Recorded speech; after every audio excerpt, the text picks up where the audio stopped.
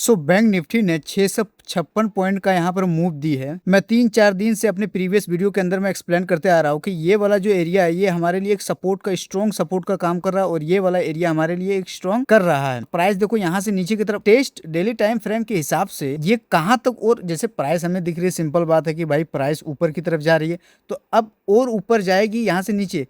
अभी देखिए प्राइस या तो ये कर सकता है कि यहाँ तक जाएगी इस लेवल को, यानी कि 55,000 को टेस्ट करेगी, या फिर मैंने प्रीवियस वीडियो के अंदर में बताया हो कि या फिर टाइम यहाँ पर स्पेंड कर सकती है और थोड़ा सा नीचे आ करके इस लेवल को ब्रेकआउट करेगी। ये तो था डेली टाइम फ्रेम के हिसाब से मैंने आपको एक्सप्लेन किया। और अगर आप अच्छे से चार्ट्स को ऑब्जर्व करते हो तो यहाँ पर आपको एक चीज दिखेगी कि ट्रेंड भाई जनरली तौर पे अभी डाउन साइड की तरफ है। आप अगर ओवरऑल आप देखेंगे तो ट्रेंड डाउन साइड की तरफ है। हाई लगाई, लो हाई, लोअर हाई बना के प्राइस नीचे की तरफ आ रही है, फिर ऊपर की तरफ जा रही है। अब देखना ये है क्या इस हाई को, अपने डाउन साइड की स्विंग हाई को, क्या इस हाई को ये ब्रेकआउट करती है या फिर यहाँ से नीचे। जहां तक मुझे पता है चार्ट्स के अकॉर्डिंग मैं देख रहा हूँ कि यहाँ से प्राइस इसी लेवल तक यहाँ से मुड़ेगी, प्राइस नीचे की तरफ आएगी और यहाँ तक आ सकती है। यहाँ पर इस एरिया के आसपास देखिए 50,400 तक प्राइस टेस्ट करेगी, इसी तरफ बना करके इसे नीचे करके लोअर हाई बना करके कुछ इस तरह हमें पैटर्न डेली टाइम फ्रेम के हिसाब से दिख रही है। अब 5 मिनट्स के अंदर में चार्ट्स को अच्छे तरीके से रीड करते हैं, कल के लिए एक बेस्ट सेटअप ट्रेड के लिए कैसे प्लानिंग क्रिएट कर सकते हैं, सारी चीज आज की इस वीडियो के अंदर मैं एक्सप्लेन करता हूँ। सो इस वीडियो को आप कंप्लीट वॉच कीजिए। सो अगर आप 15 मिनट्स के टाइम फ्रेम पे आप अगर देखेंगे तो प्राइस यहाँ से मैंने बताया कि नीचे की तरफ आ रही है लोअर हाई बना करके, कि प्राइस अगर ट्रेंड को फॉलो करते हुए, जैसे कि प्राइस लोअर हाई बना के प्राइस नीचे की तरफ आ रही है, तो यहाँ पर देखो कि कल क्या किया है मार्केट ने। यहाँ पर एक कैंडल बनाई, स्ट्रॉन्ग रेड कैंडल बनाई है और यहाँ पर कुछ देर टाइम यहाँ पर स्पेंड किया है और स्पेंड करने के बाद एक स्ट्रॉन्गली आपको मोमेंटम यहाँ पर दिखी हुई। फिर यहाँ पर मार्केट ने क्या किया, टाइम स्पेंड किया, लेकिन इस टाइम स्पेंड करने के बाद एक चीज यहाँ पर आपको ऑब्जर्व करनी है। अब यहाँ पर जैसे मार्केट टाइम स्पेंड कर रहा था तो इस एरिया के आसपास बहुत ऐसे ट्रेडर जो ब्रेकआउट पे ट्रेड करना पसंद करते हैं। तो जैसे यहाँ पर टाइम स्पेंड कर रही थी और जैसे ही यहाँ पर ब्रेकआउट दिया होगा मार्केट, बहुत कोई ऐसा होगा ट्रेडर कि शॉर्ट किए होंगे और अपना स्टॉप लॉस यहाँ पर रखे होंगे। प्राइस ने कैसे ट्रैप किया बायर सेलर्स को, यहाँ से नीचे की तरफ आई, एक स्विंग लगाई। यहाँ पर हर अपने प्रीवियस स्विंग की ये रिस्पेक्ट कर रहा है, कोई भी स्विंग को ये ब्रेकआउट नहीं कर पा रही है मार्केट। देखो फिर यहाँ से प्राइस बूम ऊपर साइड की तरफ गई,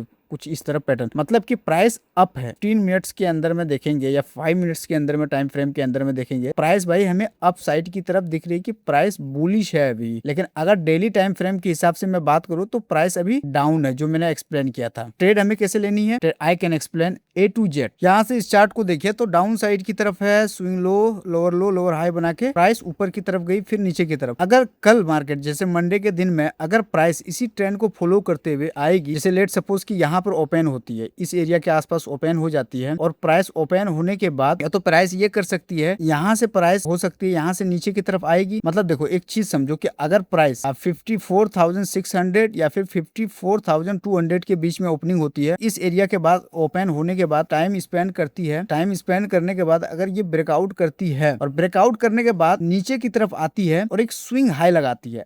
ये इस स्विंग को देखो, इसको रिस्पेक्ट करेगी, इसको ब्रेकआउट नहीं कर पाएगी, प्राइस नीचे की तरफ आएगी, फिर ऊपर की तरफ जाएगी, फिर नीचे की तरफ जब जाएगी प्राइस, देन इस स्विंग हाई पे अपना स्टॉप लॉस रखेंगे और कोई भी कैंडल बनेगी यहाँ पर अपना एंट्री बनाएंगे। टारगेट यहाँ तक लेके चल सकते हैं इस एरिया के आसपास 53,800 अगर प्राइस ऐसा करती है तो। लेकिन अगर प्राइस ऐसा नहीं करती है, मे भी हो सकता है प्राइस इसी कंडीशन में, अगर मतलब जैसे कि प्राइस जैसे यहाँ से नीचे की तरफ आई, फिर यहाँ से ऊपर की तरफ जाएगी, बनेगी कैंडल बनाएगी, फिर यहाँ पर टाइम स्पेंड करेगी, इस लो को ब्रेकआउट नहीं कर पाएगी मार्केट और ना कर पाने की वजह से फिर नीचे की तरफ आएगी और यहाँ पे एक स्विंग लो लगाएगी और स्विंग लो लगाने के बाद ऊपर की तरफ जाना स्टार्ट करेगी। लेकिन हम लोग देखेंगे कि इस स्विंग लो को, इस स्विंग लो को, इस स्विंग लो को ब्रेकआउट नहीं कर पा रही है। जैसे ही सेकेंड बार एक स्विंग लो लगाएगी टाइम स्पेंड करने के बाद, इसी स्विंग लो पे अपना स्टॉप लॉस रखेंगे और कोई कैंडल बनेगी, यहाँ पर अपना एंट्री बनाएंगे और टारगेट यहाँ तक लेके चल सकते हैं, यानी कि 54,800 तक हम टारगेट बना के चल सकते हैं। और अगर मार्केट ऐसा कुछ भी नहीं करते, जैसे मान के चले यहाँ पर ओपन नहीं होती, कहने का मतलब, और यहीं पर कहीं पर ओपन हो जाती है, जैसे कि 54,100 या फिर 53,800 के बीच में ओपनिंग हो जाती है, प्राइस इससे डाउन साइड की तरफ नीचे की तरफ गई, फिर ऊपर जाएगी, फिर नीचे की तरफ जाएगी, फिर कंसोलिडेट करेगी।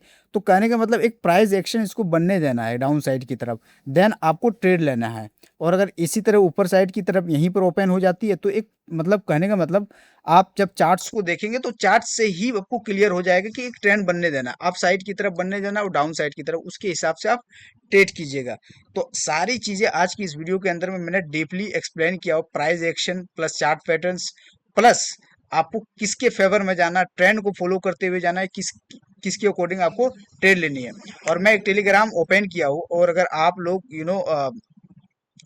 ज्वाइन नहीं किए हो तो उस टेलीग्राम को ज्वाइन कर लीजिए प्लीज। मैं एवरी डे मैं आपको इंडिकेट करता हूँ कि कहाँ बाय करनी, कहाँ पर सेल करनी, कैसे मूव आती है। सो मिलते हैं कल, टेक केयर सेल्फ, बाय।